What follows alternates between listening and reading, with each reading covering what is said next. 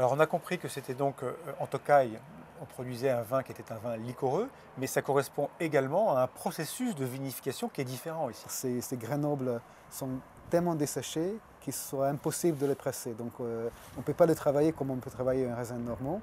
Donc ce qu'on va faire, c'est qu'on va mettre ces grains nobles dans des bacs et on va les stocker pendant quelques semaines, même ça peut être 1 ou 2 mois, en attendant que les autres grains soient ramassés. Ouais. Et à la fin des vendanges, on commence à les vinifier. Au bout de quelques semaines, que nous allons voir tout à l'heure, j'espère, il y a le jus qui coule par gravité. Et ce jus est récupéré par un petit robinet en bas du bac.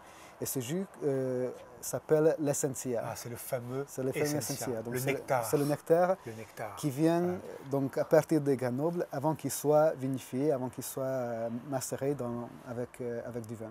Donc ce nectar contient dans une année moyenne entre 600 et 900 grammes de sucre résiduel par litre. Donc le principe de la vinification, c'est d'incorporer ces grains nobles dans la proportion de pouttonioche, dans un vin de base ou dans un mou de base en fermentation.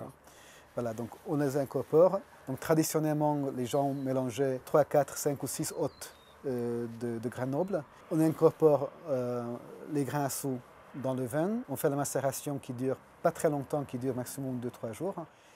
Pendant la macération, le vin extrait les sucres, les acides, la richesse à partir des grains nobles.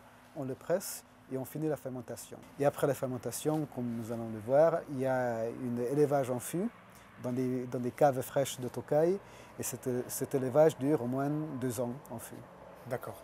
C'est très clair. Donc c'est l'ajout de plusieurs bacs d'assou, de ces grains qui sont desséchés, dans des cuves de vin de base qui donnent plusieurs niveaux de concentration. Exactement. C'est ça ?